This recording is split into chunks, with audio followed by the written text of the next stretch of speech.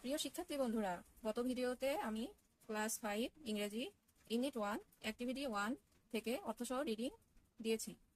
আজ আমি ম্যাচিং ওয়ার্ডস, making sentence, answering question নিয়ে আলোচনা করছি। শুরুতে ম্যাচিং ওয়ার্ডস তোমরা চার্টে দেখতে পাচ্ছ। এখানে আছে কনভারসেশন। কনভারসেশন মানে কথোপকথন। এখন কনভারসেশন মানে কথোপকথন, এটার সাথে হবে a talk involving two or more group of people, অর্থাৎ কথোপকথন হলো দুই বা ততোধিক মানুষের মধ্যে একটি আলোচনা। এবার আছে নেইবারহুড। নেইবারহুড মানে পাড়া বা এলাকা। পাড়া বা এলাকার সাথে হবে এখানে the area near a particular place. পাড়া হলো একটি নির্দিষ্ট স্থানের নিকটবর্তী এলাকা। তারপরে আছে বায়োগ্রাফিস। বায়োগ্রাফিস মানে জীবনী। এখানে বায়োগ্রাফিসের সাথে হবে written stories of different persons lifes. এর অর্থ হলো জীবনী হলো বিভিন্ন ব্যক্তির জীবনের লিখিত গল্প। তারপরে ওয়ার্ড আছে ফেমাস। ফেমাস মানে বিখ্যাত। এই ফেমাসের সাথে হবে known about by many people. এই known about by many people অর্থ হলো বিখ্যাত হলো এমন একজন বা কিছু যা অনেক লোকের কাছে পরিচিত। এরপরে ওয়ার্ড আছে ফিকশন। ফিকশন মানে কল্পকাহিনী। এই ফিকশন ওয়ার্ডের সাথে হবে stories describing imaginary people of events. এর অর্থ হলো কল্পকাহিনী হলো কাল্পনিক মানুষ বা ঘটনার বর্ণনা করা গল্প। এরপরে মেকিং সেন্টেন্সেস। ফ্যামিলি। ফ্যামিলি মানে পরিবার। ফ্যামিলি দিয়ে হবে I live in a nuclear family.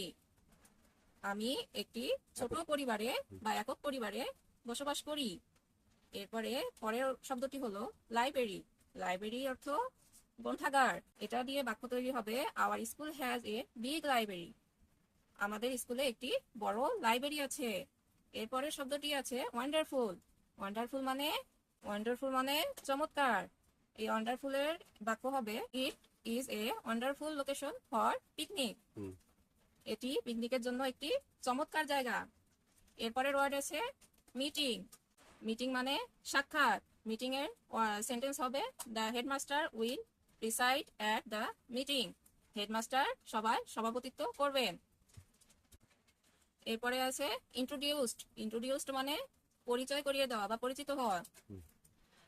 এর বাক্য হবে they were introduced to each other. তাদের একে অপরের সাথে পরিচয় করে দেওয়া হয়েছিল। এরপরে আসবো অ্যান্সারিং কোশ্চেনে। এখানে আছে what is a public library. Why have Rina and Omar come to the library.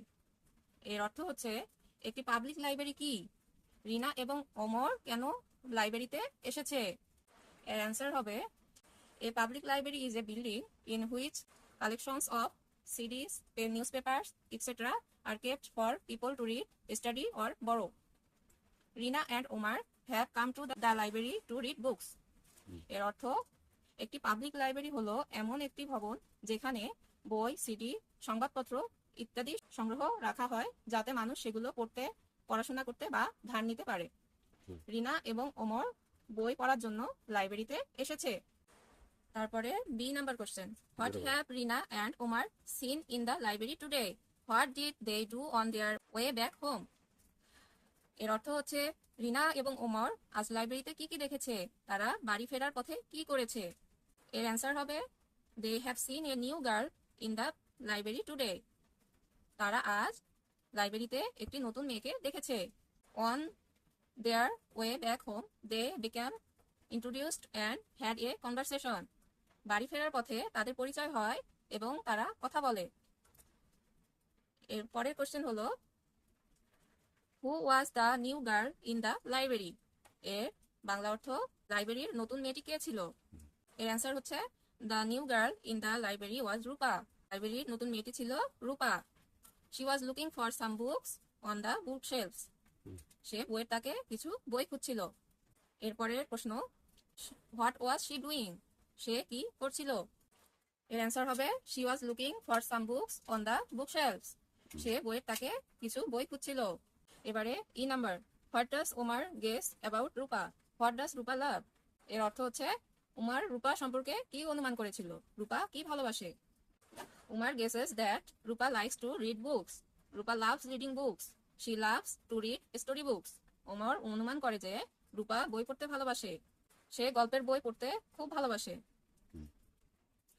এরপরের প্রশ্ন হলো, did Rupa borrow any books that day? Why not? এর অর্থ হচ্ছে, রূপা কি সেদিন কোনো বই ধার নিয়েছিল? কেন, কেন নয়? এর অ্যান্সার হবে নো।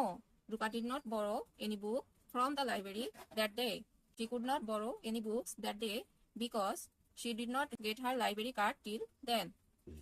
এর অর্থ হচ্ছে, না, রূপা সেদিন লাইব্রেরি থেকে কোনো বই ধার নেয়নি। সে সেদিন কোনো বই ধার নিতে পারেনি কারণ তখনও তার লাইব্রেরি কার্ড হয়নি। তো বন্ধুরা, আজকে এই পর্যন্তই। পরবর্তী ভিডিওতে ইউনিট 2 নিয়ে আলোচনা করব ইনশাল্লাহ।